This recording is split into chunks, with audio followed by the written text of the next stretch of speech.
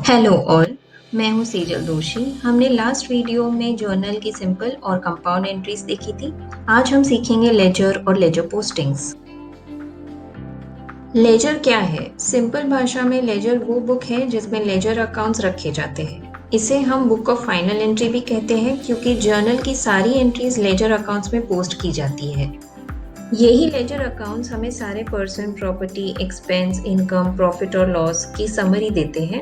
यानी अंत में हमें किससे कितने पैसे लेने हैं या देने हैं, असेट्स की वैल्यू कितनी है या कहाँ कितना खर्चा या कहाँ से इनकम हो रही है, ये बताते हैं।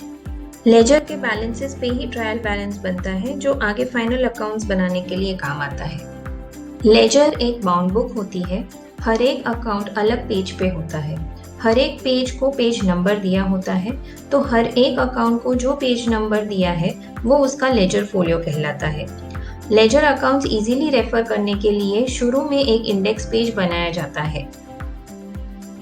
अब देखते हैं लेजर अकाउंट का फॉर्मेट। इसे हम टी फॉर्मेट भी कहते हैं क्योंकि ये लेटर टी की तरह बनाया जाता है। यह अकाउंट को लेफ्ट साइड और राइट साइड में डिवाइड करता है। लेफ्ट साइड डेबिट साइड होती है और राइट साइड क्रेडिट साइड होती है। दोनों तरफ चार चार कॉलम होते हैं: डेट, पार्टिकुलर्स, जेएफ और अमाउंट। जेएफ यानी जर्नल फोलियो, मतलब जर्नल में वो अकाउंट कौन से पेज नंबर पर है उसका रेफरेंस। डेट कॉलम में ट्रांजैक्शन की डेट लिखेंगे। डेबिट साइड पे पार्टिकुलर्स में 2 से अकाउंट का नाम शुरू करेंगे और क्रेडिट साइड पे 22 से शुरू करेंगे। अमाउंट कॉलम में वो अमाउंट लिखेंगे जिसके लिए अकाउंट डेबिट या क्रेडिट होगा। लास्ट डेट पे टोटल करेंगे और टोटल के नीचे डबल लाइन ड्रॉ करते हैं। अब लेजर पोस्टिंग कैसे होती है वो देखते हैं। यहाँ हमारे पास जर्नल एंट्री है 1 April, cash account debit to capital account 50,000। तो हमें यहाँ कैश अकाउंट और कैपिटल अकाउंट दोनों में पोस्टिंग करनी होगी। पहले कैश अकाउंट देखते हैं। यहाँ कैश अकाउंट डेबिट हुआ है तो कैश अकाउंट के लेजर में डेबिट साइड पे रिकॉर्ड करेंगे डेट अप्रैल 1। पर्टिकुलर्स में वो अकाउंट का नाम लिखेंगे जिसके लिए कैश अकाउंट डेबिट हुआ है, जो है कैपिटल अकाउंट। तो हम लिखेंगे टू कैपिटल अकाउंट और अमाउंट होगा जितने के लिए कैश अकाउंट डेबिट हुआ है, यहाँ 50,000। अब कैपिटल अकाउंट का लेजर देखेंगे। यहाँ कैपिटल अकाउंट क्रेडिट हो रहा है तो क्रेडिट साइड पे डेट अप्रैल 1। पर्टिकुलर में वो अकाउंट जिसकी वजह से कैपिटल क्रेडिट हुआ है वो है cash account, so by cash account. और अमाउंट कैपिटल अकाउंट जितने के लिए क्रेडिट हुआ है तो 50,000। नेक्स्ट है April 3 laptop account debit to cash account for 25,000। एक लैपटॉप अकाउंट और दूसरा कैश अकाउंट अफेक्ट हुआ है। पहले लैपटॉप अकाउंट देखते हैं। यहाँ लैपटॉप अकाउंट डेबिट हुआ है सो लेजर के डेबिट साइड पे डेट अप्रैल 3। पर्टिकुलर्स में जिस अकाउंट की वजह से डेबिट हुआ वो यानी कैश टू कैश अकाउंट, और अमाउंट जितने के लिए डेबिट हुआ है लैपटॉप तो 25,000। अब कैश अकाउंट पे चलते हैं। कैश अकाउंट क्रेडिट हुआ है तो लेजर के क्रेडिट साइड पे डेट अप्रैल 3। पर्टिकुलर्स में जिस अकाउंट की वजह से क्रेडिट हुआ है लैपटॉप अकाउंट, सो बाय लैपटॉप अकाउंट, और अमाउंट जितने के लिए क्रेडिट हुआ है कैश अकाउंट इट इज 25,000। एक कंपाउंड एंट्री पोस्ट करते हैं। April 5 purchase account debit 8,000 to cash account 7,200 to discount account 800। So यहाँ 3 अकाउंट अफेक्ट हो रहे हैं। पहले परचेज अकाउंट देखेंगे। परचेज अकाउंट डेबिट हुआ है so on debit side April 5 जिस अकाउंट के लिए डेबिट हुआ है वो, so to cash account and to discount account, और अमाउंट होगा 8,000। पर यहाँ दोनों अकाउंट जितने के लिए परचेज को डेबिट कर रहे हैं वैसे डिवाइड कर लेंगे, तो 7,200 और 800। अब कैश अकाउंट देखते हैं। कैश क्रेडिट हुआ है सो क्रेडिट साइड पे अप्रैल 5 किसकी वजह से क्रेडिट हुआ है वो है purchase account, so by purchase account. Amount जितने के लिए कैश क्रेडिट हुआ है वो है 7,200।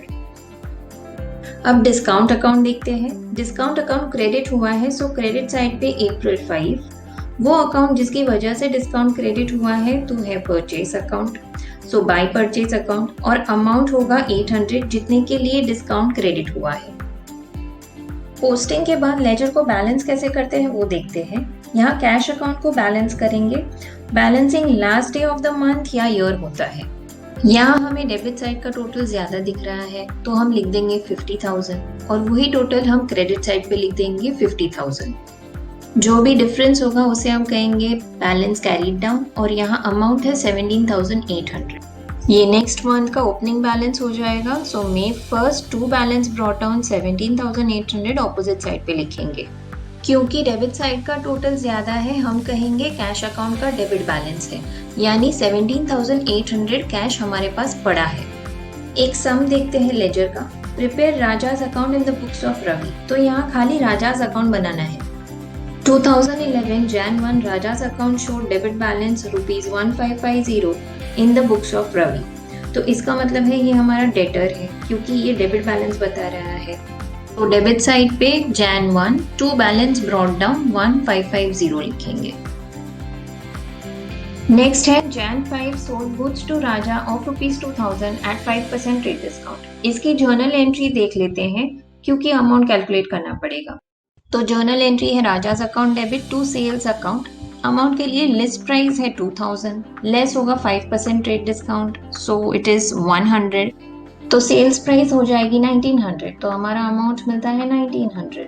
यहाँ राजा अकाउंट डेबिट हुआ है तो राजाज अकाउंट में डेबिट साइड पे Jan 5 to sales account amount में लिखेंगे 1900।